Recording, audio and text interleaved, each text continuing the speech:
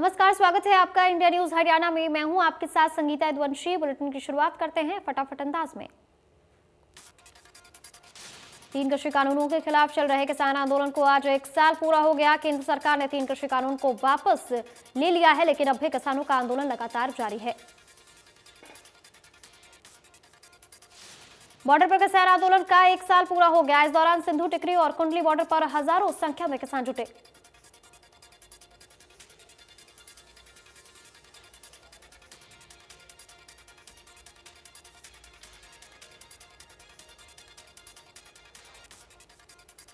दिल्ली की सीमा पर बड़ी तादाद में किसानों के जमावड़े को देखते हुए कई जगह सुरक्षा इंतजाम कड़े किए गए।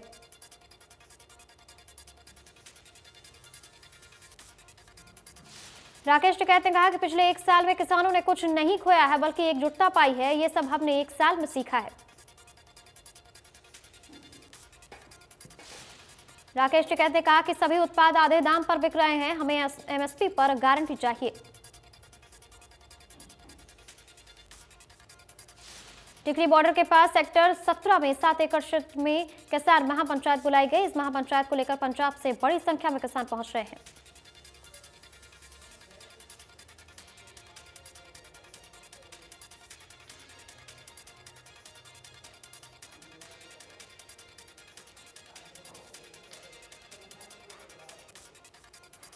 किसान संगठन ने 1 साल पूरे होने के मौके पर दिल्ली की सीमाओं पर एकजुट होने का ऐलान किया और हरियाणा पंजाब से भारी संख्या में किसान दिल्ली बॉर्डर पर पहुंचे। संविधान दिवस पर प्रधानमंत्री मोदी ने देशवासियों को शुभकामनाएं दी। पीएम ने विधेयक के दौरान बाबा साहेब भीमराव अम्बेडकर का एक भी भाषण शेयर किया।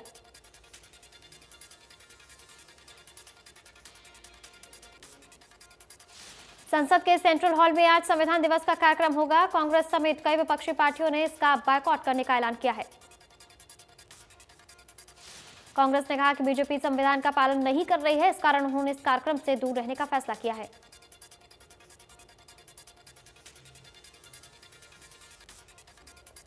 राज्यपाल बंडारू दत्तात्रेय गुरुग्राम में पीडब्ल्यूडी रेस्ट हाउस में बुक लॉन्च कार्यक्रम में पहुंचे। इस दौरान राज्यपाल जीतेंगे कोरोना का रण किताब का विमोचन करेंगे।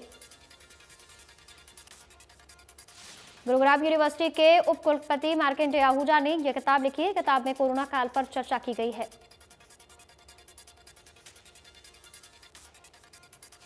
दिल्ली में आज मुख्यमंत्री मनोहर लाल प्रधानमंत्री नरेंद्र मोदी से मुलाकात करेंगे। दोपहर बाद प्रधानमंत्री के आवास पर यह मुलाकात होनी है। इस दौरान प्रदेश सरकार से जुड़े अहम मुद्दों और किसान आंदोलन के मुद्दे पर भी चर्चा की जाएगी।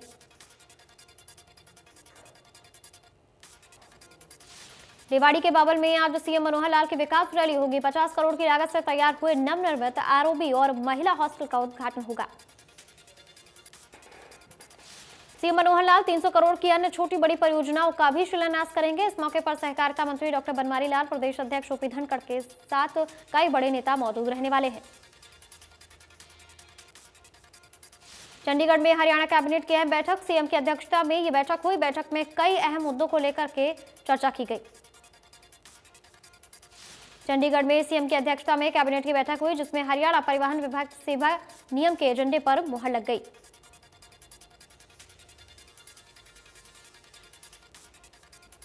कैबिनेट की बैठक में 17 दिसंबर से विधानसभा का शीतकालीन सत्र तय करने पर भी मुहर लगाई गई है।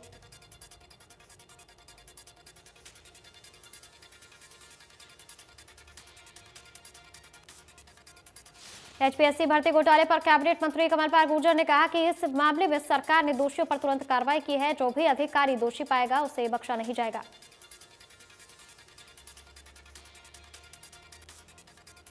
ओपी चौटाला ने कहा कि कृषि कानून वापसी के साथ किसान आंदोलन में शहीद हुए 700 किसानों को शहीद का दर्जा देना चाहिए। किसानों पर दर्ज हुए मुकदमों को वापस लेना चाहिए। उन्होंने कहा कि एमएसपी पर लिखित कानून बनाने सहित अन्य किसानों की मांगों को पूरा करना चाहिए। उन्होंने कहा कि जनता अब बीजेपी का असली चेहरा पहचान चुकी है। बीजेपी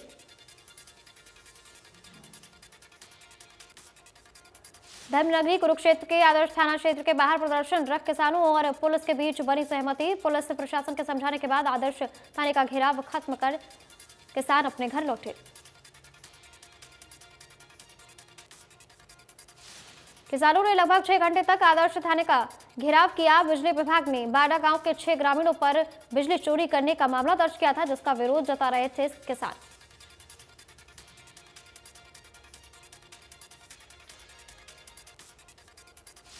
कैथल में लघु सचिवालय के सभागार में प्रतिनिधियों की बैठक। करनाल मंडल आयुक्त संजीव वर्मा ने जिला के 4 विधानसभा निर्वाचन क्षेत्र के निर्वाचक, सहायक निर्वाचक, पंजीयन अधिकारियों के साथ ही बैठक की।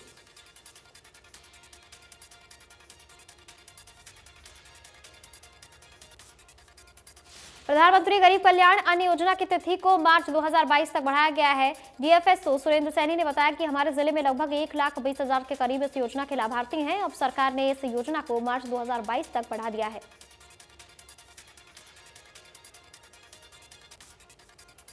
पर्यावरण के चलते बंद पड़े स्कूलों को खोलने के बाद स्कूल संगठनों ने सरकार का आभार जताया है। बंद पड़े स्कूलों के चलते बच्चों की शिक्षा पर असर पड़ रहा था। वायु प्रदूषण की स्थिति को देखते हुए सरकार की तरफ से बंद स्कूलों को खोलने के बाद अब प्रदेश भर के तमाम शिक्षण संस्थान एकजुट होकर सरकार के इस फैसले की सराहना कर रहे हैं। स्कूल प्रबंधन संगठनों का कहना है कि सरकार बंद पड़े इन स्कूलों को खोलना एक बेहतर कदम है। हरियाणा शिक्षण संस्थान संगठन की तरफ से सरकार से ये मांग की गई थी।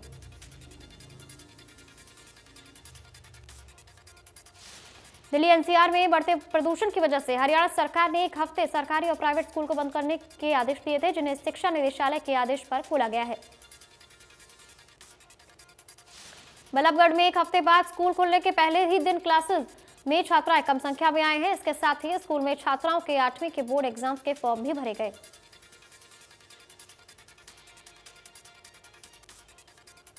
अंबाला शहर के पुराने सिविल अस्पताल में एबी स्कैन मशीन इंस्टॉल की गई है। मशीन के आने से आंखों का अल्ट्रासाउंड किया जा सकेगा और मशीन की मदद से ऑपरेशन भी आसानी से हो जाएगा।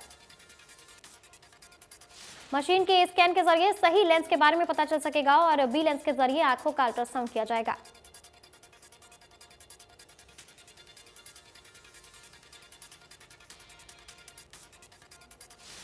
पंचकुला से 15 नवंबर को शुरू हुई हरियाणा महिला पुलिस की साइकिल यात्रा झज्जर रोहतक मार्ग पर पहुंची है। टोल प्लाजा के पास जिला पुलिस की महिला अधिकारियों ने साइकिल यात्रा का स्वागत किया है। महिला पुलिस कर्मचारी ने बताया कि साइकिल यात्रा का मुख्य उद्देश्य हरियाणा की महिलाओं को उनके अधिकारों के प्रति जागरूक करना है। साइकिल यात्रा 15 नवंबर को पंचकुला से शुरू हुई थी और हरियाणा का दौरा किए जाने के बाद 25 दिनों के बाद पंचकुला में जाकर 10 दिसंबर को समापन होगा।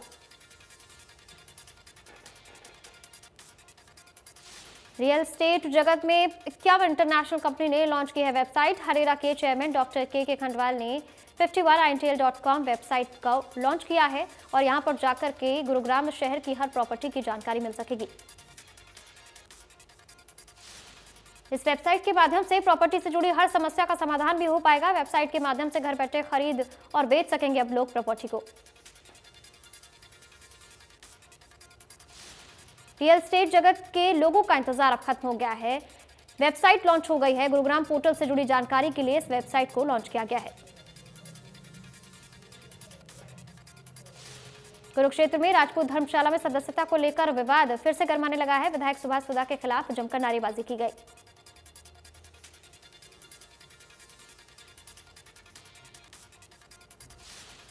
पंचकुला से 15 नवंबर को शुरू हुई हरियाणा महिला पुलिस की साइकिल यात्रा झज्जर रोहतक मार्ग पर पहुंची। टोल प्लाजा के पास जिला पुलिस की महिला अधिकारियों ने साइकिल यात्रा का स्वागत किया। महिला पुलिस कर्मचारी ने बताया कि साइकिल यात्रा का मुख्य उद्देश्य हरियाणा की महिलाओं को उनके अधिकारों के प्रति जागरूक करना है। साइकिल यात्रा 15 नवंबर को पंचकुला से शुरू हुई थी और हरियाणा का दौरा किए जाने के बाद 25 दिनों के बाद पंचकुला में जाकर के पहुंची है। 10 दिसंबर को इसका समापन होगा। कुरुक्षेत्र के पेहवा उपमंडल में 26वीं राष्ट्रीय रोड साइकिल प्रतियोगिता का शुभारंभ हुआ। प्रतियोगिता में देश भर से 800 खिलाड़ी भाग ले रहे हैं। पहले दिन इंडिविजुअल टाइम ट्रायल का आयोजन किया गया। इस प्रतियोगिता में पहले दिन 14 वर्ष से कम आयु के वर्ग के लड़कों के 15 किलोमीटर इंडिविजुअल टाइम ट्रायल में राजस्थान के महावीर शर्मा ने प्रथम राज्य हासिल किया। द्वितीय स्थान कर्नाटक के वीरप्पा ने और तीसरा स्थान प्राप्त किया है। रियल एस्टेट जगत में 51 इंटरनेशनल कंपनी ने वेबसाइट लॉन्च की है। हरेरा के चेयरमैन डॉक्टर के खंडवाल ने 51intl.com वेबसाइट को लॉन्च किया है। यहां पर जाकर के प्रॉपर्टी से जुड़ी सभी जानकारी प्राप्त कर सकते हैं। इस वेबसाइट के माध्यम से प्रॉपर्टी से जुड़ी हर समस्या का समाधान हो जाएगा। वेबसाइट के माध्यम से घर बैठे प्रॉपर्टी को आप खरीद और बेच सकेंगे और इससे जुड़ी सभी जानकारी प्राप्त कर सकेंगे।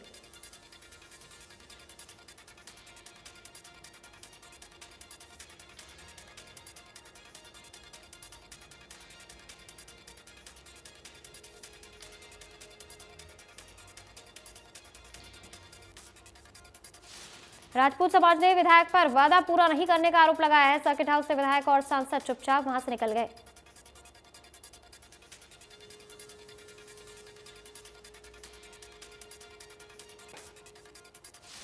अंबाला में शादी समारोह में शामिल होने के बाद 2 संदिग्ध मरीज कोरोना पॉजिटिव पाए गए हैं, जिसके बाद स्वास्थ्य विभाग के लोगों से अब कहा गया है कि सावधानी बरतें। स्वास्थ्य विभाग इन दिनों हर घर दस्तक अभियान के तहत घर घर जाकर वैक्सीन लगा रहा है, जिसमें रोजाना 7,000 लोगों को टीकाकरण किया जा रहा है।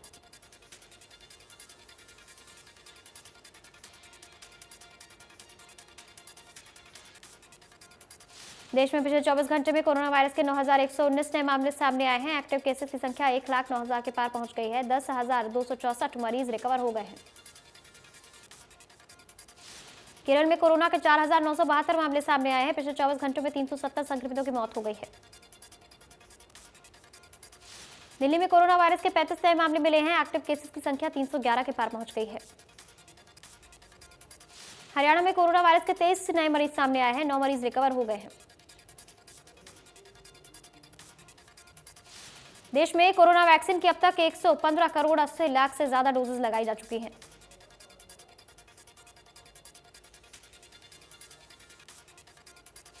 स्वच्छता सर्वेक्षण के रिजल्ट ने करनाल नगर निगम की सफाई व्यवस्थाओं की पोल खोलकर रख दी है। सर्वेक्षण में नगर निगम 17वें नंबर से लुढ़ककर 86वें नंबर पर आ गया है। नगर निगम कचरा कलेक्शन, कूड़ा प्रबंधन, प्रोसेसिंग, सेग्रीगेशन, सार्वजनिक जगहों की साफ सफाई और प्लास्टिक वेस्ट के प्रबंधन में फिसड्डी साबित हुआ है। स्वच्छता सर्वेक्षण के तहत सर्टिफिकेशन की कैटेगरी में करनाल को 1800 अंकों में से सिर्फ 500 अंक मिले हैं। ये हालात तब हैं जब नगर निगम हर महीने तकरीबन 3 करोड़ रुपए स्पेशल सफाई प्रबंधों पर खर्च कर रहा है।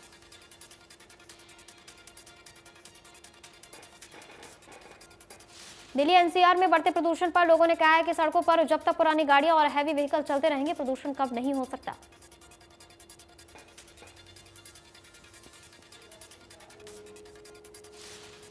जाखल चंडीगढ़ मुख्य मार्ग पर लगते ट्रक यूनियन के सामने सड़क सुरक्षा नियमों का उल्लंघन किया गया और वाहन चालकों के चालान भी काटे गए, जिसकी जानकारी देते हुए Tohana traffic police in-charge Sukhdev Singh ने बताया कि उच्च अधिकारियों के निर्देशानुसार यह अभियान चलाया जा रहा है, जिसमें ट्रैफिक पुलिस के पूरे स्टाफ के सहयोग से जाखल चंडीगढ़ रोड पर नाकाबंदी कर अभियान चलाया जा रहा है,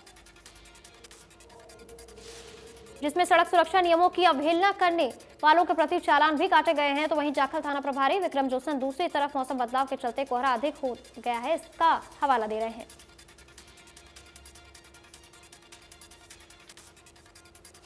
पानीपत में सिविल अस्पताल के कर्मचारियों ने अपनी मांगों को लेकर के प्रदर्शन किया। आरोप है कि ठेकेदार की दबंगई के चलते 14 कर्मचारियों को नौकरी से निकाल दिया गया था। कर्मचारियों का कहना है कि उन्होंने कोरोना काल में मरीजों की देखभाल की थी, लेकिन ठेकेदार की मनमानी के चलते उनकी अनदेखी की जा रही है। फतेहाबाद के एसपी सुरेंद्र सिंह भोरिया रतिया पहुंचे और थाने का निरीक्षण किया। एसपी ने कहा कि दिल्ली, राजस्थान, पंजाब के रास्ते रतिया में नशा तस्करी करने वालों पर कड़ी कार्रवाई होगी। एसपी ने कहा कि पंजाब सीमा के साथ लगते रास्तों पर विशेष नाकाबंदी कर अभियान चलाया जाएगा। एसपी ने कहा कि नशे को जड़ से खत्म करने के लिए लोगों का सहयोग जरूरी है।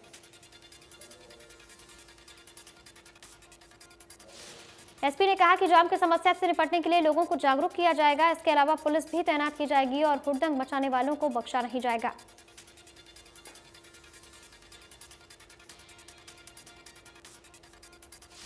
करनाल में डायल 112 पर फर्जी शिकायतें मिलने की वजह से पुलिस की मुश्किलें बढ़ गई हैं, जिसकी वजह से पुलिस का काफी समय खराब हो रहा है। डायल 112 पर पारिवारिक और झूठी शिकायतें मिल रही हैं, जिसके चलते पुलिस शिकायतों को लेकर के ये बता रही है कि 15% शिकायतें नकली साबित हो रही हैं।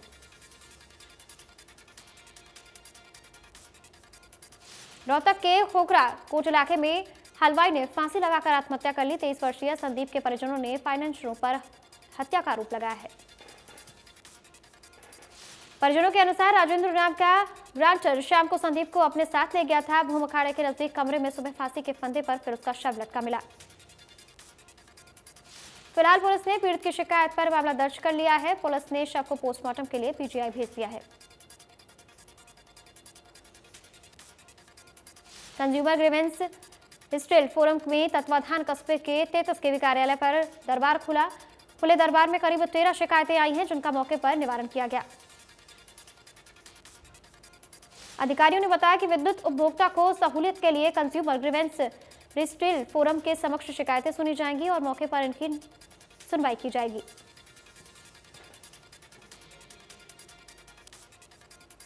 नगर निगम सफाई कर्मचारियों ने सरकार के खिलाफ प्रदर्शन किया है। मानी गई मांगों को सरकार से पत्र जारी करने की मांग की गई है। विधायकों को भी ज्ञापन सौंपने की बात कही जा रही है। गुरुग्राम के सेक्टर 10 में चोरों का आतंक जारी है। चोरों ने हरसरू के मकान में ताला तोड़कर लाखों की चोरी की। 50,000 की नकदी को लेकर फरार हो गए।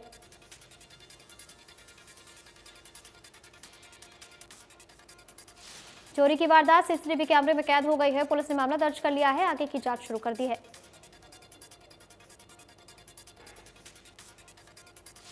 महेंद्रगढ़ जिले के आकोदा गांव में दहेज मांगने को लेकर विवाद हो गया। वधू पक्ष की शिकायत पर आकोदा गांव में पंचायत का आयोजन किया गया। वधू पक्ष की शिकायत पर लड़के वालों के खिलाफ शिकायत दर्ज कर ली गई है।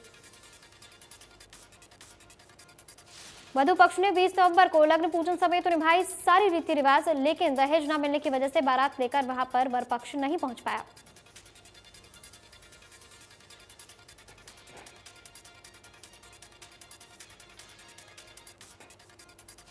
झज्जर के गोरिया गांव में एक नव विवाहिता की शादी के 3 महीने बाद ही संदिग्ध परिस्थितियों में उसकी मौत हो गई। विवाहिता का शव छत पर पड़ा हुआ मिला, जिसके बाद परिजनों ने शिकायत की है।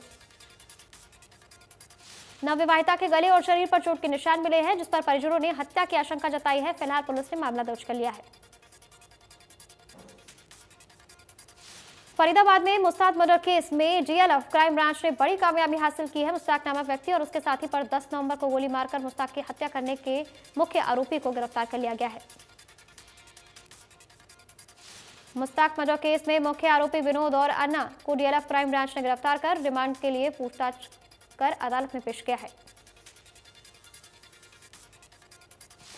क्राइम ब्रांच ने अन्ना को अनंतपुर से और विनोद को बागपत यूपी से गिरफ्तार किया है। आरोपियों के कब्जे से 2 पिस्टल और 2 जिंदा कारतूस, एक स्कॉर्पियो कार और एक मोटरसाइकिल बरामद की है।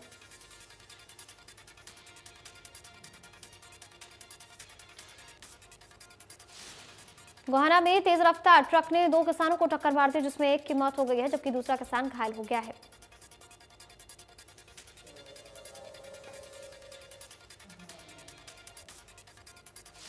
आईएनएस वेला सबमरीन के जरिए दुश्मन पर करीब से नजर रखी जा सकती है। इसके अलावा इससे भारतीय नौसेना की मारक क्षमता में इजाफा हो गया है। नोएडा में पुस्तक विमोचन कार्यक्रम में शिरकत करने पहुंचे आरएसएस प्रमुख मोहन भागवत ने बंटवारे के मुद्दे पर फिर से सवाल उठाया है। मोहन भागवत ने कहा कि विभाजन कोई राजनीतिक प्रश्न नहीं है, बल्कि ये अस्तित्व का प्रश्न है। भारत के विभाजन का प्रस्ताव स्वीकार ही इसलिए किया गया ताकि खून की नदियां ना बहें।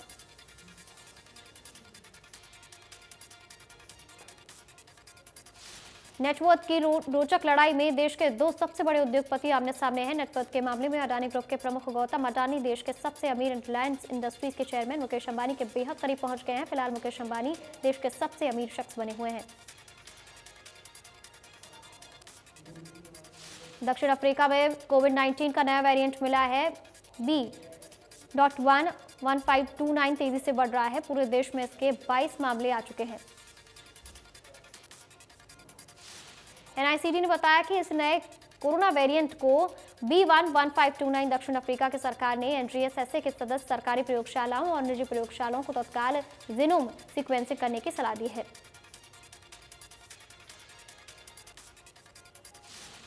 दिल्ली एनसीआर की आबो हवा एक बार फिर से जहरीली हो गई है। दिल्ली एनसीआर में एक्यूआई लेवल 400 के पार पहुंच गया है।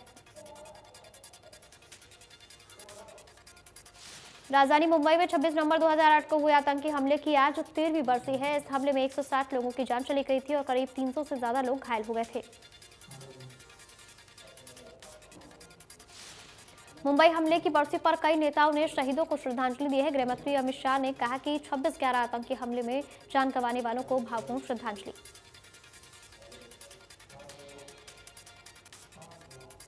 विदेश मंत्री एस जयशंकर ने 26/11 की बरसी पर तस्वीर शेयर करते हुए ट्वीट करके लिखा है कि कभी नहीं भूलेंगे।